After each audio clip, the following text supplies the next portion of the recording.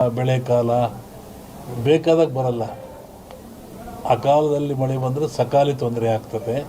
ಈ ಸರಿ ಅಂಥದ್ದು ಏನಿಲ್ಲ, ಸಮತೋಲನ ಆಗ್ತದೆ.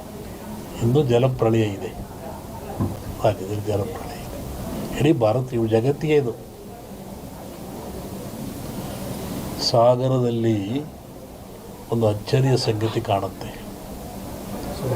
ಜಲಸ್ಫೋಟ ಅಂತ ಹೇಳಿದ್ದೆ ನಾವು, ಅಲ್ಲಿ ಒಂದು ಆಗ ಲಕ್ಷಣ ಇದೆ. ಎರಡು ಸೇರಿ ಆಗುತ್ತೆ, ಮನುಷ್ಯರೇ ಮಾಡೋದಲ್ಲಿ. ಕೆಲವೊಂದು ಹೇಳೋಕ್ಕೆ ಹೆದರಿಕೆ ಆಗುತ್ತೆ. ಪರಿಹಾರ ಏನೆಲ್ಲ ಭಗವಂತನ ಧ್ಯಾನ ಮಾಡಬೇಕು ಅಷ್ಟೇ. ಯಾವ ಪೂಜೆ ಪುರಸ್ಕಾರದಿಂದ ಏನು ಉಪಯೋಗ ಆಗಲ್ಲ. ನೇರವಾಗಿ ಭಗವಂತನ ಧ್ಯಾನ ಮಾಡೋದೇ ಮುಖ್ಯ. ನೆನೆಸ್ಬೇಕು ಭಗವಂತ. ಸೂಳೆಯ ಮಗನುಟ್ಟಿ ಆಳುವನು ಮುನಿಪುರವ, ಯುದ್ಧವಿಲ್ಲದ ಮಡಿಯೇ ಪುರವಲ್ಲ ಕೂಡಾದೀತು. ವಿಷ್ಣು ವಾಮಾವತಾರದಲ್ಲಿ ವಾಮನ ಭೂಮಿ ಕೇಳಿದ, 3 ಅಡಿ ಭೂಮಿ ಕೇಳಿದ, ಎಲ್ಲ ಉಳಿತು. ಅಮೇರಿಕಾ ದೇಶದಲ್ಲಿ ಅಲ್ಲೇ ತುಳಿದವನ್ನ ವಿಷ್ಣು ವಾಮಾವತಾರದಲ್ಲಿ ಬಲಿಯ. ಅದನ್ನು ಮುನಿಪುರ ಅಂತ ಕರೆದರು. ಏನ್ಸಂಡ್ ಇಂಡಿ ಹಿಸ್ಟ್ರಿ ಒಳಗೆ ಅಮೇರಿಕವನ್ನು ಮುನಿಗೆ ದಾನ ಕೊಟ್ಬಿಟ್ನಲ್ಲ ಅವನು, ವಾಮನಿಗೆ ದಾನ ಕೊಟ್ಟನಲ್ಲಪ್ಪ, ಅದು ಮುನಿಪುರ ಅಂತ. ಯುದ್ಧವಿಲ್ಲದ ಮಡಿಯ ಪುರವಲ್ಲ ಕೂಡಾದೀತು ಅಂತ. ಮುನಿಪುರ ಅಂದರೆ ಅಮೇರಿಕವನ್ನು ಮುನಿಪುರ ಅಂತ ಕರೀತಾರೆ. ಅದು ಅಮೇರಿಕ ಒಂದು ದೇಶದಾಗಿಲ್ಲ, ಎಲ್ಲರೂ ಸೇರ್ಕೊಂಡ್ರದಲ್ಲಿ. ಶ್ರಾವಣದ ಮೇಲೆ ಹೇಳ್ತೀನಿ ಅದ್ರ ಬಗ್ಗೆ. ಹೇಳಿದ್ದೀನಿ, ಇನ್ನೂ ನೋಡ್ತಿರ್ಬೇಕಾರೆ. ಹಿಂದೆಲ್ಲ ಹೇಳಿದ್ನಲ್ಲ, ಮೊನ್ನೆ ಹೇಳಿದ. ಕೆಲವು ಮುಳುಗ್ತವೆ ದೇಶಗಳು, ಕೆಲವು ಹೇಳ್ತವೆ, ಹೊಸ ರಾಜ್ಯಗಳು ಉತ್ಪತ್ತಿ ಆಗ್ತವೆ ಅಂತ ಮೊನ್ನೆ ಹೇಳಿದ್ನಲ್ಲ. ಮತ್ತು ಮದ್ದಿಲ್ಲದ ಕಾಯಿಲೆ ಬರುತ್ತೆ, 5 ವರ್ಷ ಇರುತ್ತೆ ಕಾಯಿಲೆ. ಅದು ಮತ್ತು ಕೊರೋನಾ ಬಂತು. ಇದು ಇನ್ನೊಂದು ರೂಪವನ್ನು ತಾಳುತ್ತೆ. ಆದರೆ ಸಾವು ನೋವು ಕಮ್ಮಿ, ಕಾಯಿಲೆ ಮಾತ್ರ ಈ ಸಂವತ್ಸರದಲ್ಲಿದೆ. ಹೊಸ ರೋಗ ಉತ್ಪತ್ತಿಯಾಗಿ ಉಸಿರಿಗೆ ಸಂಬಂಧಪಟ್ಟದ್ದು. ಜನ ಆ ಥರ ಸಾಯ್ತಾರೆ. ಆ ಭೂಮಿ ಹೇಳಿದ, ಭೂಮಿ ಗುಡ್ಡ ಬಿಡಿ ಉಳ್ತವೆ ಅಂತ ಹೇಳಿದ್ದು ನಾನು.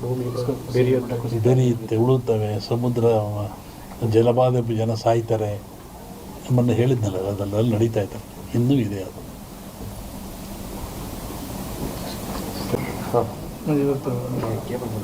ಹೇಳಿ. ಸಚಿವರು ಭೇಟಿ ಕೊಟ್ಟವರು, ಕೇಂದ್ರ ಸಚಿವರ ಅವರು ಸೋಮಣ್ಣವರು ಸುಮಾರು 30-40 ವರ್ಷಗಳಿಂದ ಇಲ್ಲಿಗೆ ಬರ್ತಾ ಇದ್ದಾರೆ. ಅವರು ಏನೂ ಅಧಿಕಾರದಲ್ಲೇ ಇದ್ದಾಗ, ಜನತಾ ಬಜಾರ್ನಲ್ಲಿ ಕೆಲಸ ಮಾಡ್ತಿದ್ದಾಗ ಇಲ್ಲೇ ಬಂದು ಉಳ್ಕೊಂಡು ಹೋಗ್ತಾಯಿದ್ರು. ಅವರಿಂದ ಮಠದ ಮೇಲೆ ಭಕ್ತಿಯಿಂದ ನಡ್ಕೊಳ್ತಾ ಇದ್ದಾರೆ. ಮೊನ್ನೆ ತುಮಕೂರ ಗೆದ್ದೆ ಬಂದು ಮಂತ್ರಿ ಆದೇ ಬರೋಕ್ಕಾಗಿಲ್ಲ, ಮಠಕ್ಕೆ ಬರ್ತೀನಿ ಅಂತವ್ರು ಅದನ್ನೇ ಬಂದರು. ಈಗಲೂ ಅದನ್ನೇ ಹೇಳ್ತಾಯಿದ್ರು, ನಾನು ಜೀವನದಲ್ಲಿ ಮಠ ಬರ್ತಿಲ್ಲ, ಏನಾರ ಅನ್ನ ತಿಂದು ಇಲ್ಲಿಂದ ನಾನು ಭಕ್ತ ಬಂದು, ನಾನು ಭಕ್ತಿಯಿಂದ ಬಂದಿದ್ದೀನಿ, ಮಂತ್ರಿಯಾಗಿ ಬಂದಿಲ್ಲ, ಶಿಷ್ಯನಾಗಿ ಬಂದಿದ್ದೀನಿ ಅಂತ ಹೇಳಿದರು. ಹಂಗೆ ಅವ್ರು ಒಳ್ಳೆಯದಾಗಲಿ, ಯಶಸ್ಸಾಗಲಿ ಅಂತ ಹಾರೈಸ್ತೀವಿ. ಸಂಕ್ರಾಂತಿ ಕಳೆದ ಮೇಲೆ ಒಂದು ಯೋಗ ಇದ್ದಂಗೆ ಕಾಣಿದೆ. ಇವರಿಗೆ ಅಂತಲ್ಲ, ರಾಜ್ಯ ಮಟ್ಟದಲ್ಲಿ ಒಂದು ಉನ್ನತ ಯೋಗ ಅವಕಾಶ ಇದೆ. ಹೋಗಿದ್ದಾರಲ್ಲ, ಅದು ರಾಜ್ಯದ ಮಟ್ಟದ್ದು. ನಿಮ್ಮ ರಾಜ್ಯದ ಮಟ್ಟಕ್ಕೆ ಸಂಕ್ರಾಂತಿ ಮೇಲೆ ರಾಜಕೀಯ ವಿಪ್ಲವ ಆಗೋ ಲಕ್ಷಣ ಇದೆ. ನಾನು ಮೊದಲೇ ಹೇಳಿದ್ದೆ, ಯುದ್ಧಗಳಾಗ್ತದೆ, ಜಲಪ್ರಳಯವಾಗ್ತದೆ, ವಾಯುಪ್ರಳಯ ಆಗ್ತದೆ, ಭೂಪ್ರಳಯವಾಗ್ತದೆ, ಎಲ್ಲ ಜನ ಸಾಯ್ತಾರೆ, ಆಕ್ರಮಣ ಹೆಚ್ಚಾಗ್ತವೆ, ಮೇಘ ಸ್ಫೋಟ ಆಗ್ತದೆ ಅಂತ ಹೇಳಿದ್ದೆ ನಾನು.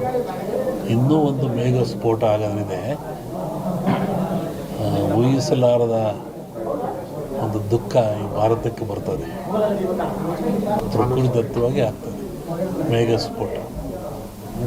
ಅದನ್ನು ಹೇಳಿದ್ದಲ್ಲ, ಮನೆಯಲ್ಲೂ ಹೇಳಿದ್ದೆ ನಾನು ಮನೆಯಲ್ಲಿ. ಒಟ್ಟಿಗೆ ಜನಜೀವನ ಅಸ್ಥಿರ. ಯಾವಾಗ ಮನೆಗೆ ಬರ್ತಾನೆ ಹೋಗ್ತಾನೆ ಅಂತ ಹೇಳೋದು ಕಷ್ಟ. ಅಸ್ಥಿರ ಇನ್ನೂ ಜಾಸ್ತಿ ಆಗ್ತದೆ. ಅದರಲ್ಲಿ ಅರಸನಾಲಯಕ್ಕೆ ಕಾರ್ಮೋಡ ಕವಿದೀತು. ಅದು ರಾಜ್ಯಕ್ಕೂ ಇದೆ, ಸೆಂಟ್ರಲ್ಗೂ ಇದೆ. ಹಿಂದೆ ಹೇಳಿದ್ದು 2-3 ಜನ ಪ್ರೈಮ್ ಮಿನಿಸ್ಟರ್ ಕೊಲೆ ಆಗ್ತಾರೆ, ಸಾಯ್ತಾರೆ ಅಂತ. ಅದು ಆಗ್ತದೆ. ಸಂವತ್ಸರ ಪರದಲ್ಲಿ ಕಷ್ಟ, ಬಡ ಲಕ್ಷಣ. ದ್ವೇಷ, ಅಸೂಯೆ, ಈ ಮಧ್ಯೆ ಒಂದಿಬ್ಬರು ಬಲಿ ಆಗ್ತಾರೆ. ಹೇಳಿದ್ದಲ್ಲ, ಸಂಕ್ರಾಂತಿ ಮೇಲೆ ವಿಪ್ಲವ ಆಗೋ ಲಕ್ಷಣ ಇದೆ. ಇಲ್ಲ ಸರ್, ಸಿದ್ದರಾಮಯ್ಯಗೆ ತೊಂದರೆ ಇಲ್ಲ. ಮೋಡ ಬರುತ್ತೆ ಮೂಡ ಹೋಗುತ್ತೆ ಅಷ್ಟೆ. ಏನು ಆಶೀರ್ವಾದ ಬಂದರೆ ಆಶೀರ್ವಾದ ಆಗ್ತದೆ. ಹೇಳ್ತೀನಿ, ಜಗತ್ತಿನ ಸುದ್ದಿ ಈಗಲೂ ಇದೆ. ಅವಾಗ ಸಂಕ್ರಾಂತಿ ಒಳಗೆ ಮೇಘಸ್ಫೋಟ ಅಂದಲ್ಲ, ರಾಜಕೀಯ ವಿಪ್ಲವ, ಇನ್ನೊಂದು ಸತಿ ಥರ ಆಕ್ಸಿಡೆಂಟು ಆಗ ಲಕ್ಷಣ ಇದೆ. ಅದು ಹೇಳಿದೆ, ಫ್ಲೋಟ್ ಮೇಘ ವಾಯು ಫ್ಲೈಟ್ದೆಲ್ಲ ಹೇಳಿದ್ದಲ್ಲ, ಫ್ಲೈಟ್ ಬಿತ್ತು, ಜನ ಸಾಯ್ತಾರೆ, ಮರಣ ಆಗ್ತದೆ, ಜಲಪ್ರಳಯವಾಗ್ತದೆ, ಸಮುದ್ರದಲ್ಲಿ ಆಗ್ತದೆ ಎಲ್ಲ ಹೇಳಿದ್ದಲ್ಲ, ಆಗ್ತದೆ. ಇನ್ನೊಂದು ಶ್ರಾವಣದಲ್ಲಿ ಹೇಳ್ತೀನಿ, ಜನವರಿ ಒಳಗೆ ಒಂದು ದೊಡ್ಡ ಆಘಾತ ಆಗೋ ಲಕ್ಷಣ ಇದೆ ಇಂಡಿಯಾಕ್ಕೆ. ಸೂಳೆಯ ಮಗನುಟ್ಟಿ, ಇದನ್ನು ಇಟ್ಕೊಂಡಿದ್ವಿ, ಪರಿಹಾರ ಮುಂದೆ ಹೇಳ್ತೀನಿ. ಸೂಳೆಯ ಮಗನುಟ್ಟಿ ಆಳುವನು ಮುನಿಪುರವ, ಯುದ್ಧವಿಲ್ಲದ ಆಗ್ತದೆ. ಮುಂದೆ ಬೇಕಾದಾಗ ಮಳೆ ಬರಲ್ಲ. ಈಗ ಬಂದುಬಿಡಿತಲ್ಲ, ಮುಂದೆ ಒಳ್ಳೆ ಬಿತ್ತನೆ ಕಾಲ, ಬೆಳೆ ಕಾಲ, ಬೇಕಾದಾಗ ಬರಲ್ಲ. ಆ ಕಾಲದಲ್ಲಿ ಮಳೆ ಬಂದರೆ ಸಕಾಲಿ ತೊಂದರೆ ಆಗ್ತದೆ. ಈ ಸರಿ ಅಂಥದ್ದು ಏನಿಲ್ಲ, ಸಮತೋಲನ ಆಗ್ತದೆ. ಇನ್ನೂ ಜಲಪ್ರಳಯ ಇದೆ, ರಾಜ್ಯದಲ್ಲಿ ಜಲಪ್ರಳಯ ಇದೆ. ಇಡೀ ಭಾರತ, ಇವು ಜಗತ್ತಿಗೆ ಇದು. ಸಾಗರದಲ್ಲಿ ಒಂದು ಅಚ್ಚರಿಯ ಸಂಗತಿ ಕಾಣುತ್ತೆ. ಜಲಸ್ಫೋಟ ಅಂತ ಹೇಳಿದ್ದೆ ನಾನು, ಅಲ್ಲಿ ಒಂದು ಆಗ ಲಕ್ಷಣ ಇದೆ. ಈ ಎರಡು ಸೇರಿ ಆಗುತ್ತೆ, ಮನುಷ್ಯರೇ ಮಾಡೋದಲ್ಲಿ. ಕೆಲವೊಂದು ಹೇಳೋಕ್ಕೆ ಹೆದರಿಕೆ ಆಗುತ್ತೆ. ಪರಿಹಾರ ಏನೆಲ್ಲ, ಭಗವಂತನ ಧ್ಯಾನ ಮಾಡಬೇಕು ಅಷ್ಟೇ. ಯಾವ ಪೂಜೆ ಪುರಸ್ಕಾರದಿಂದ ಏನು ಉಪಯೋಗ ಆಗಲ್ಲ. ನೇರವಾಗಿ ಭಗವಂತನ ಧ್ಯಾನ ಮಾಡೋದೇ ಮುಖ್ಯ. ನೆನೆಸ್ಬೇಕು ಭಗವಂತ.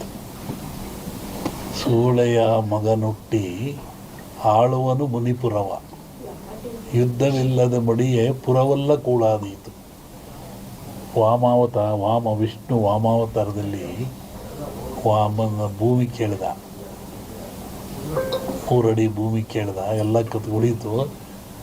ಅಮೇರಿಕಾ ದೇಶದಲ್ಲಿ ಅಲ್ಲೇ ತುಳಿದವನ್ನ ವಾಮನ ವಿಷ್ಣು ವಾಮಾವತಾರದಲ್ಲಿ ಬಲಿಯ, ಅದನ್ನು ಮುನಿಪುರ ಅಂತ ಕರೆದರು.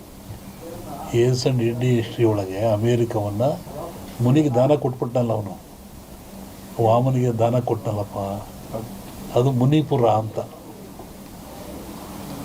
ಯುದ್ಧವಿಲ್ಲದ ಮಡಿಯ ಪುರವಲ್ಲ ಕೂಳಾದೀತು ಅಂತ. ಮುನಿಪುರ ಅಂದರೆ ಅಮೇರಿಕವನ್ನು ಮುನಿಪುರ ಅಂತ ಕರೀತಾರೆ. ಅದು ಅಮೇರಿಕ ಒಂದು ದೇಶದಾಗಿಲ್ಲ, ಎಲ್ಲರೂ ಸೇರ್ಕೊಂಡ್ರಲ್ಲಿ. ಶ್ರಾವಣದ ಮೇಲೆ ಹೇಳ್ತೀನಿ ಅದ್ರ ಬಗ್ಗೆ. ನೋಡು, ಹೇಳಿದ್ದೀನಿ, ಇನ್ನೂ ನೋಡ್ತಿರ್ಬೇಕಾರೆ. ಹಿಂದೆಲ್ಲ ಹೇಳಿದ್ನಲ್ಲ, ಮೊನ್ನೆ ಹೇಳಿದ, ಕೆಲವು ಮುಳುಗ್ತವೆ ದೇಶಗಳು, ಕೆಲವು ಹೇಳ್ತವೆ, ಹೊಸ ರಾಜ್ಯಗಳು ಉತ್ಪತ್ತಿ ಆಗ್ತವೆ ಅಂತ ಮೊನ್ನೆ ಹೇಳಿದ್ನಲ್ಲ. ಮತ್ತು ಮದ್ದಿಲ್ಲದ ಕಾಯಿಲೆ ಬರುತ್ತೆ, 5 ವರ್ಷ ಇರುತ್ತೆ ಕಾಯಿಲೆ ಅದು. ಮತ್ತು ಕೊರೋನಾ ಬಂತು, ಇದು ಇನ್ನೊಂದು ರೂಪವನ್ನು ತಾಳುತ್ತೆ. ಆದರೆ ಸಾವು ನೋವು ಕಮ್ಮಿ, ಕಾಯಿಲೆ ಮಾತ್ರ ಈ ಸಂವತ್ಸರದಲ್ಲಿದೆ. ಹೊಸ ರೋಗ ಉತ್ಪತ್ತಿಯಾಗಿ ಉಸಿರಿಗೆ ಸಂಬಂಧಪಟ್ಟದ್ದು.